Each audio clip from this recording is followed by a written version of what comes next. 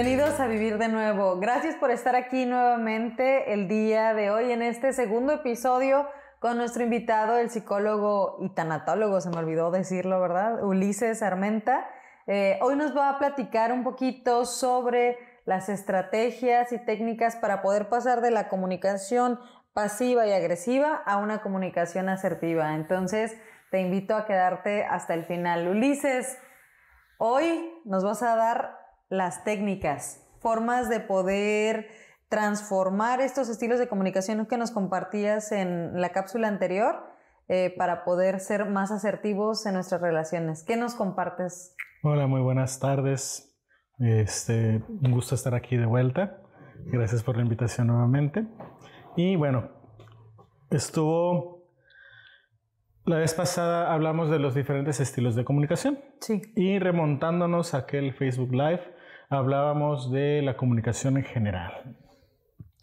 En esa primera cápsula hablamos de la comunicación y un punto, bueno, de hecho 2 puntos muy importantes sobre la comunicación, que era la incapacidad de no comunicar. Oh, sí. Y sobre el lenguaje no verbal. Estos 2 elementos como partes de la comunicación, de acuerdo al equipo de Palo Alto con Paul Václavic, tenemos que para efectos de poder transicionar de un estilo de comunicación poco asertivo o no asertivo hacia la asertividad, tenemos que tener muy conscientes estos 2 puntos de la comunicación. Lo que es el lenguaje no verbal y el hecho de que toda conducta es conducta y toda conducta, expresar, es comunicación. Entonces, como veíamos la vez pasada, las 4 formas de comunicación, que de hecho nos enfocamos en los 3 no asertivos, el pasivo, el agresivo y el pasivo-agresivo, pues vamos a enfocarnos en estos 3, pero ahora para hacerlos y transformarlos hacia la asertividad, hacia lo más sano. Órale. Bien, dentro de lo que era el estilo pasivo, hablábamos de que era una forma de entregar el control. Sí. Que era una forma de no entrar en conflicto, ¿no? Tenemos que personas que utilizan este estilo de comunicación tienden a ser personas sumisas. Personas que en su lenguaje no verbal no hacen contacto visual, tienen una postura sumisa, no saben decir que no saben establecer límites y, muy importante, no saben establecer sus propias necesidades y emociones, no son capaces de expresarlas. Podríamos decir que una persona con este estilo de comunicación pues, tiende hacia la baja autoestima. ¿Sí? Entonces, ¿cómo pasar hacia lo que es la asertividad?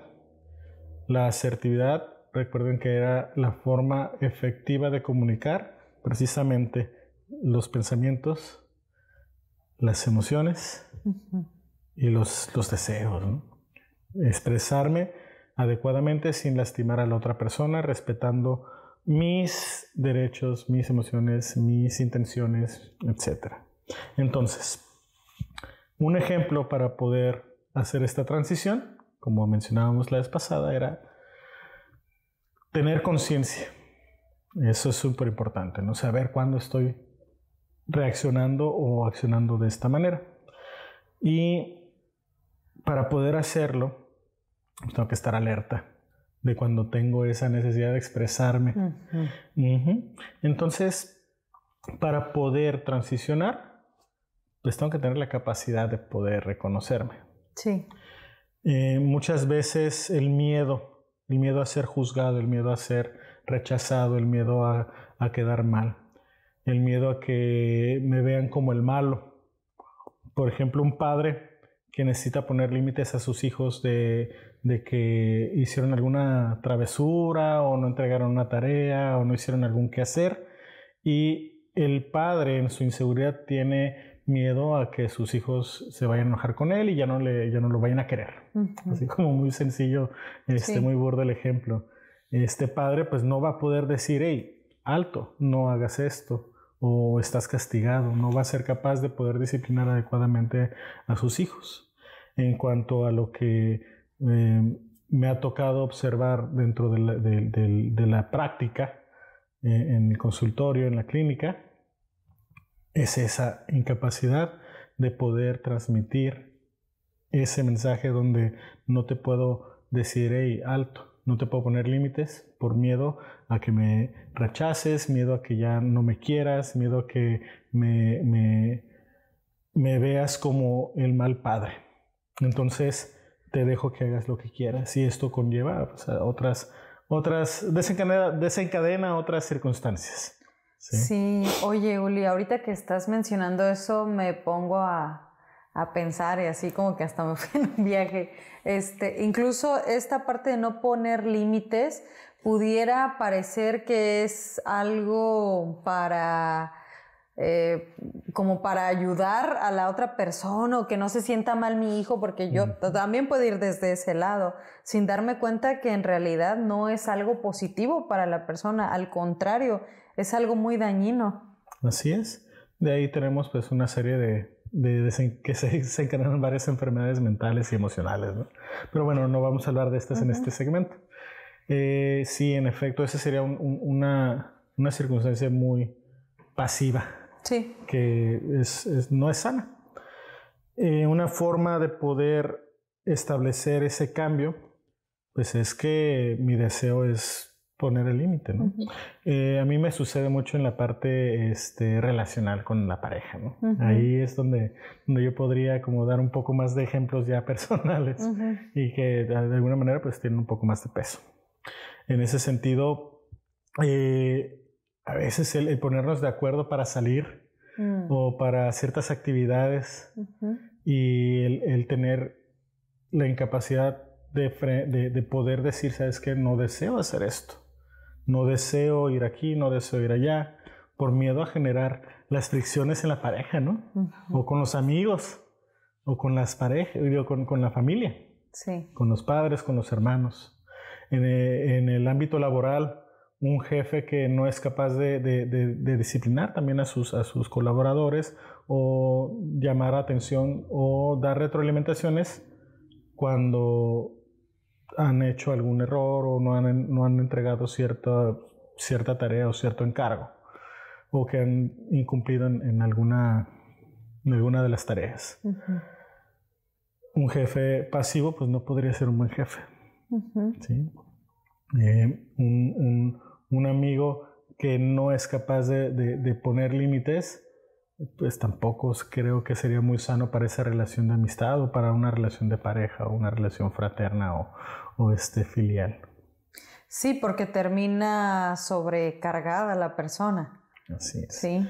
De hecho, la persona pasiva, que utiliza la comunicación pasiva, tiende a cargarse y a responsabilizarse de lo del otro. ¿Sí? Entonces se queda súper quemado, ¿no? Lo que le llamamos el burnout. Así es. Cargado de todo y de lo de los demás. Un jefe que en lugar de capacitar y delegar, ve que de alguna manera lo están haciendo mal y mejor decide hacerlo él mismo, ¿no? Por ejemplo. Okay. En lugar de establecer los lineamientos de cómo hacerlo en la tarea o cómo llevar a cabo esa asignatura. Bien. ¿Cómo pasar hacia lo asertivo? Recordemos que la comunicación asertiva es aquella en la que podemos expresarnos en nuestras emociones y pensamientos de una manera natural, respetando los límites y las emociones del prójimo. Una persona que tiende a ser pasiva muchas veces va a tener la inseguridad de quedar, va a tener mucho miedo de establecer los límites y por lo tanto no le va a ser fácil el ponerse en una postura donde exprese libremente su sentir. ¿Cómo hacerlo? Pues primero que nada es identificarlo y poder tener técnicas donde, es tener un guión. Escribir un guión previo antes de tener la expresión. Encuentro. Exactamente. Por ejemplo, un jefe puede, me llegó el reporte que faltó esta entrega con el cliente, entonces necesito decirle a mi colaborador que necesita entregarlo antes del final de la semana. Entonces se acerca y ya trae su script, ya trae su discurso preestablecido. Y no es que lo vaya a ir a leer ahí, ¿no? Pero puede leerlo y como recuerdan en aquel Facebook Live, es hablar en primera persona, es expresar abiertamente o libremente mis emociones, responsabilizándome de ellas. Creo que no va tocando el micrófono. Responsabilizándome de mis emociones, de mis pensamientos. En este caso, cuando se trata de poner límites al prójimo, pues es sin juzgar, hablando específicamente sobre la circunstancia que se está desempeñando o se está sucediendo. Por ejemplo, me llegó el reporte que no entregaste el pedido que se hizo hace un mes y el cliente llamó muy enfadado.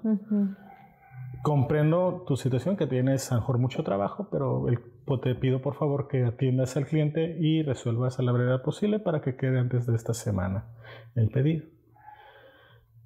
Poder hacer eso para una persona pasiva es difícil. Sí. ¿Sí?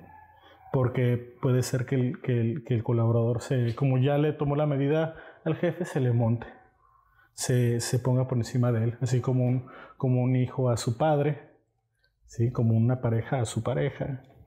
Y en ese sentido, pues el miedo de que eso suceda y no saber cómo reaccionar y volver a caer dentro del mismo ciclo pasivo, pues tenemos otra técnica que es lo que llamamos el disco rayado. Ok. Y esto es tan sencillo como continuar expresando un enunciado, un discurso, una solicitud, con el mismo tono, como si fuera un disco rayado, sin incrementar el nivel, sin bajarle, y volver a manifestar y expresarlo. Con el mismo tono, con la misma cadencia, con el mismo tempo, sin incrementar ni bajar el tono. Okay. Con el mismo tono, con la misma cadencia, en el mismo sentido. Okay. Y no variar, como un disco rayado. Como en el caso de quienes nos ven, y vamos a suponer que son nuestras familias. En una situación como esa, en donde tienes un familiar en internamiento, ¿cómo podrías poner un ejemplo de esto que estás mencionando? Si yo tengo un familiar internado, mamá, ¿cuándo me vas a sacar? Papá, ¿cuándo me voy? Hasta que el psicólogo me diga. ¿Cuándo es eso? Hasta que el psicólogo me diga. Cuando ellos me digan que estás listo. Cuando ellos me digan, yo voy a venir por ti y nos vamos a ir. Pero dime cuándo. Cuando el psicólogo me diga, cuando estés listo. Cuando el psicólogo me diga que estás listo para salir, ese día nos vamos a ir. Ok, esa es una buena estrategia, porque entonces, sí, porque generalmente lo que pasa es que van a buscar formas de manipular, entonces eso, disco rayado una y otra vez, ok, ya entiendo. Otra técnica es el espejo. Ok. ¿Sí? En este mismo ejemplo de la clínica y de mi familiar interno. Es que si no me sacas ya no te voy a querer y me voy a ir de la casa. Cuando me dices que te vas a ir de la casa y que ya no me vas a hablar, me siento triste. Me siento manipulado, porque en este momento lo que estoy queriendo hacer contigo es darte una ayuda. Quiero que tú puedas hacer cambios que necesitas porque estabas pasando por una circunstancia que no era sana y el día de hoy no voy a ceder hasta que el psicólogo me diga que estás listo. Cuando tú me dices que me vas a dejar de querer, me siento triste. Okay. Entonces reflejo la expresión de la persona y expreso cómo me siento y digo lo que quiero decir. Ok, muy bien. Esa es otra técnica, el espejo. Ok, ¿alguna otra, Uli? Otra técnica es la validación. Muchas veces cuando ahora podemos hablar de las dos formas, la pasiva y la agresiva. Cuando estamos con una persona agresiva que está tratando de manipular o tratando de amedrentar, el validar las emociones del otro puede ser una forma de desarmarlo. esa agresión, manteniendo el mismo tono, la misma cadencia y, por supuesto, sin engancharnos emocionalmente, lo cual es muy difícil. Y todo esto requiere de práctica. Sí. Todo esto es práctica. Sí, ahora pasando a la forma agresiva. Bueno, no sé si respondo tu... Sí, sí, claro. Se me hace muy interesante porque ya es algo así para poder aplicarlo. Sí, que era lo que habíamos quedado en aquel Facebook Live. Que, por cierto, hablando tanto del Facebook Live, también se los vamos a dejar en las descripciones para que sepan cuál es. Muy bien. Perfecto. Ajá. Bien, y entonces en la forma agresiva es muy similar las técnicas. Sin embargo, la diferencia reside en que de lo agresivo o la persona que utiliza la forma agresiva de comunicación, pues tiende a querer controlar, a que no verse fuera de control, no verse fuera de sus forma ay, se me fue la palabra, como que no se vea vulnerable, perdón. Sí, que la persona no se vea vulnerable y mantener el control y que su voluntad se haga. En ese sentido, también es lo mismo estar consciente de cuando tengo esa forma de comunicación. Una persona que tiende a ser agresiva, pues por lo general, en vez de respeto, obtiene actúa a través del miedo de las demás personas. ¿Sí? Y esto puede generar resentimiento hacia la persona agresiva. En cambio, en la forma pasivo-agresiva, cuando yo no expreso mis emociones adecuadamente y cedo ante la otra persona, el resentimiento es dirigido hacia mí mismo. Híjole, sí. Me enojo conmigo mismo o me resiento conmigo porque no dije lo que quería, hice lo opuesto a lo que quería hacer, hice algo cuando no quería hacerlo. No dije que no pude. Y sí, es cierto, eso es bien común. Así es. Entonces, en la parte agresiva es un manejo emocional que se tiene que llevar a cabo, y esto pues es teniendo la capacidad de poder trabajar la humildad. Para poder bajar la agresión tengo que ser capaz de ser humilde, porque muchas veces la persona que actúa o se comunica agresivamente no es que sea violento. Es más que nada, como decíamos en la cápsula anterior, una forma de compensación ante la propia vulnerabilidad e inseguridad. No quiero, porque me siento inseguro, reacciono antes de que me agredan a mí, entonces yo soy violento. Es más común esa forma que realmente una persona violenta por ser violenta. Es más una defensa, un mecanismo de defensa. Ok, entonces lo que entiendo ahí, ya tú me corriges si me equivoco, es trabajar con la humildad y aprender a separarse, o sea, no engancharse emocionalmente. De alguna manera así es. Y la persona agresiva a trabajar esas inseguridades que le llevan a sentirse vulnerable o inseguro y por lo tanto compensar de manera violenta. Ok, entonces, órale, pues está muy interesante, Ulises, todo lo que nos compartes el día de hoy. ¿Existe alguna otra técnica que quieras compartir con quienes nos ven? Sí, dentro de lo que es el cambio de la agresión a la asertividad, pues es la capacidad de escuchar. Sí, la capacidad de escuchar, como veíamos en aquel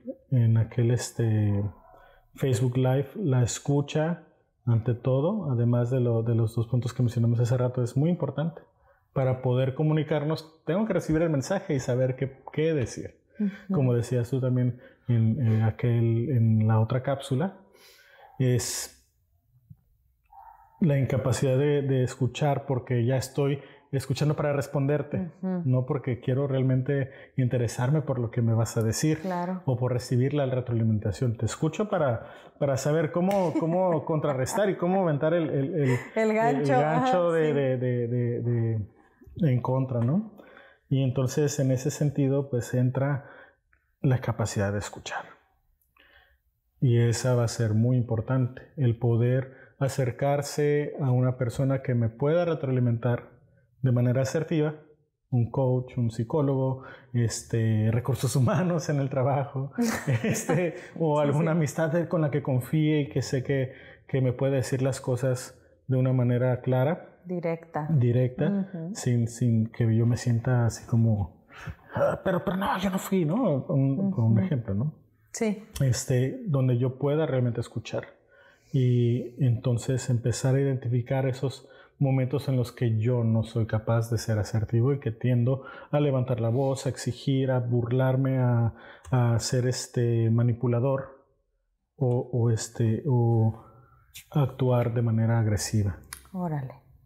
Ok, entonces para hacer un recuento de las herramientas que nos has dado hasta hoy, bueno, hasta este momento más bien, es el espejo, es escuchar.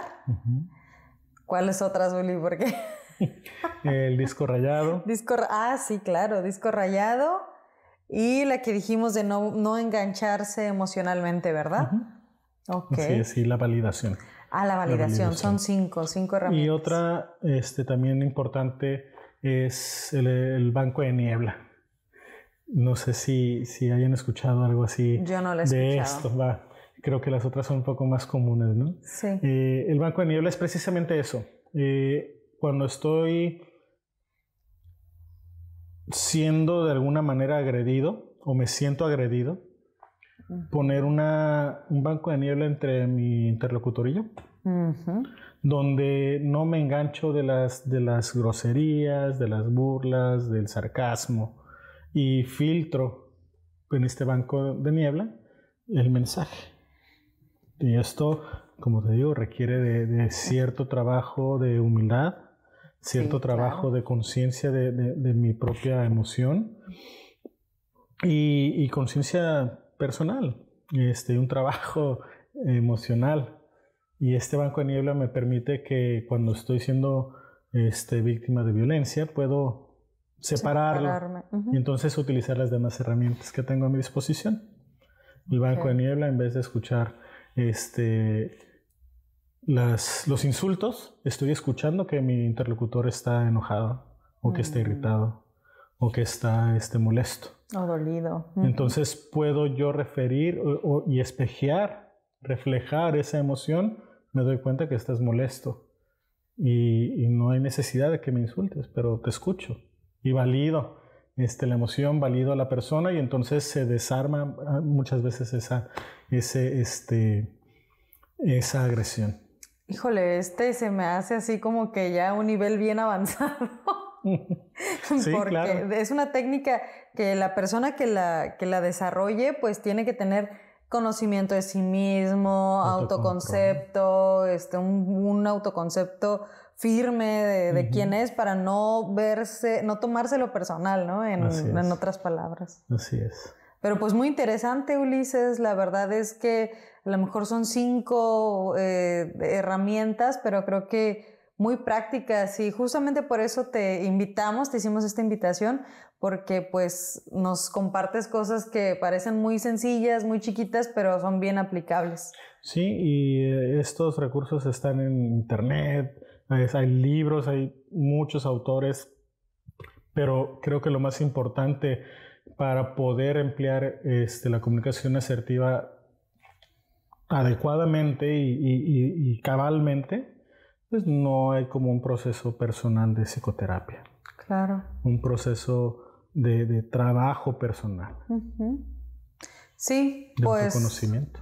Sí, porque es que lo que decías en la cápsula anterior, necesito saber, ahora sí, qué necesito para poder comunicarlo. Primero es para adentro la comunicación y después, y yo también coincido en el proceso. Así es. Pues Uli, muchas gracias por estar aquí. Vamos a tener una última cápsula, así que te esperamos próximamente, y pues con eso vamos a cerrarlo de hoy. Muchas gracias por estar aquí. Y gracias a ti por acompañarnos este día. Nuevamente, como ya bien lo comentamos durante esta cápsula. Vamos a poner en la descripción del video la liga, ese famoso Facebook Live que decimos tanto, para que lo puedas ver. No te lo pierdas, está muy interesante. Con eso se complementa la información de estos días. Síguenos compartiendo, mándale este video a quien creas que le puede servir y pon en práctica sobre todo las técnicas y estrategias que nos comparte el día de hoy Ulises. Nos vemos la próxima.